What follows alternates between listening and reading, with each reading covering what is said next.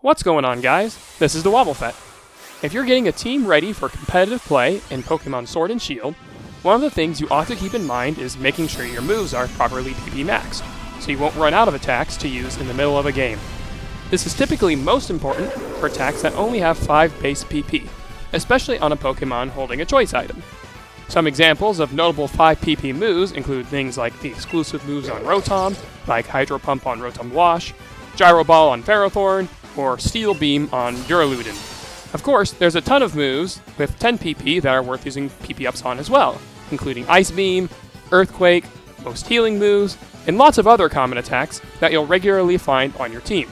However, PP ups are relatively rare in Sword and Shield. The most straightforward way to obtain PP ups is through collecting BP from the Battle Tower.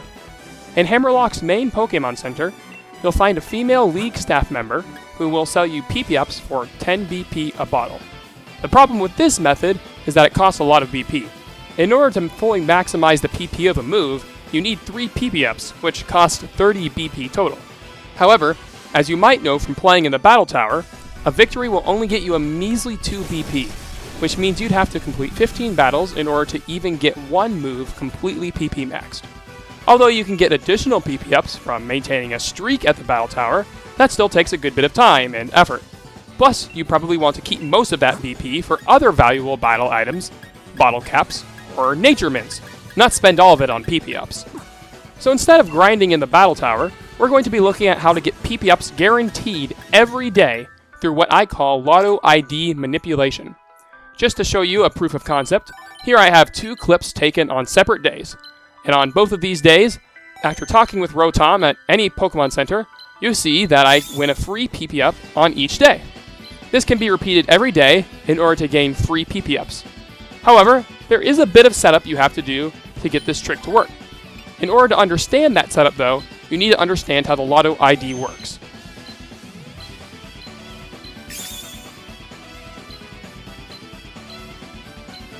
Whenever you check the Loto-ID, the game randomly generates a 6-digit number.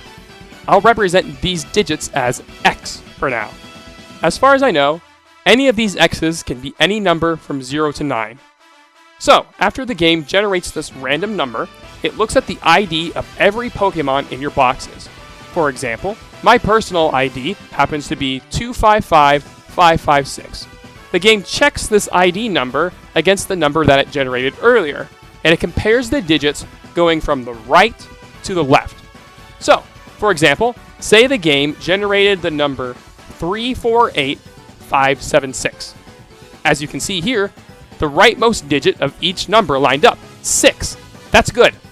The next comparison it does is between the 7 and the 5. That doesn't line up, so the game stops and says only the last digit matches. Even though the next number, the 2 5s, would have matched, it doesn't count because the order got interrupted. So the game only counts one number as matching here. The game checks every Pokemon in your boxes and party for this. I'm not sure if it still counts Pokemon in the daycare, or if it counts them if they're currently out at a Poke Job, so I'll just assume for the sake of this video that it's only the Pokemon in your party and boxes. Next, the game takes the best match you had from all your Pokemon and gives you a prize. If you matched up 1 digit, you get a Moo Moo Milk, which is relatively useless. If you matched up 2 digits, you'd get a PP up. If you matched 3 digits, you'd get a PP Max, and then 4 and 5 digits gives you a Rare Candy and Master Ball. If you matched up all 6 digits, you still only get the Master Ball. So, what this means is that we want the lottery to pick a number that matches the 2 rightmost digits of one of our Pokemon's ID numbers. However, the lottery is random. We can't control what numbers it generates. However, we can control what ID numbers we have present in our boxes.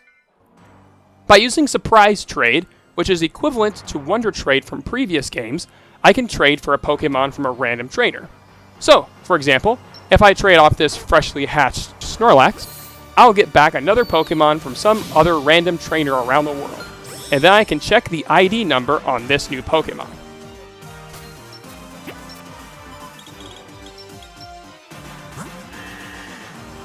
This is where the manipulation comes in. The goal here is to get boxes full of Pokemon with every combination of numbers from 00 to 99 in our boxes. If we do that, then we are guaranteed to at least get a PP up each day, because no matter what number the game picks, we'll always have a match. So we always get that guaranteed PP up. To be technical, it's just guaranteed to get at least a PP up. For example, we could match 3 digits by luck and get a PP max, which would be even better for us. However, you will be guaranteed to get a PP up as the minimum prize each time. Surprise trade is a good way to get the wide majority of ID numbers, but after a while it can be hard to find the last few to collect. When I did my searching for this, it took me about a day of surprise trade to collect roughly 85 unique ID numbers. For the remaining 15 or so, I just hopped on Pokemon Showdown's Wi-Fi room and asked for the remaining ID numbers. Since it doesn't matter what Pokemon has the ID number, you just need any Pokemon at all. So a random wild Pokemon or a breed ject will work perfectly.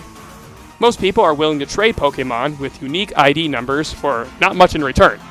I mostly just did touch trades for Pokedex entries in exchange for the random Pokemon. However, you can ask for ID numbers pretty much anywhere, like on the VGC subreddit, or in the Trainer Tower Discord, or on Smogom's forums, or wherever you like to trade. After doing that, I got a complete set of 100 unique ID numbers from 00 to 99, which guarantees I get a PP up each day. If you didn't want to go through the extra effort of tracking down literally every combination like I did though, so maybe say you only had 80 unique ID combinations after all of your surprise trades, that still means you have an 80% chance to acquire a PP up each day, which isn't too bad. It's a bit of setup, but once you get it ready, Loto-ID manipulation makes getting free PP ups a breeze. Just to be comprehensive though, there are other ways to get PP ups in Sword and Shield. Like I mentioned before, you can buy PP ups from the female league staff member in Hammerlock for 10 BP apiece, and you can get more BP from winning games in the Battle Tower. As far as I know, you cannot get PP ups from winning games on the online ranked Battle Stadium, but I haven't done enough games to know that for certain. I do know that you can get other vitamins as rewards for winning games on Battle Stadium though. You can also get PP ups from the ability pickup. After winning a battle, you have a 10% chance of a Pokemon with the ability pickup automatically generating an item. Pickup odds aren't fully known yet for Sword and Shield, but according to this chart from Cerebi, I would wager that the best odds of obtaining PP ups are with a level 91 or higher pickup Pokemon. I'm using the event Gigantamax Meowth as my pickup Pokemon. However, pickup isn't a great way of actively searching for PP ups, since there are so many other items you might get instead. It can be good though if you're, say, catching a lot of Pokemon in the wild area, just to have that extra chance to get a bonus while you're doing something else. Finally, you can get PP ups from Pokey Jobs. I'm not going to pretend like I understand Pokey Jobs, but my understanding is that if you get a great reward from a 9-star Pokey Job, PP ups are one of the items you can get as a reward. Again, probably not the most reliable way of actively searching for PP ups, but I thought it'd be worth a mention. So in summary, Loto-ID manipulation lets you get a guaranteed PP up each day. What do you think about this method of getting PP ups in Pokemon Sword and Shield? Leave your thoughts in the comments below. Until next time, have a good one.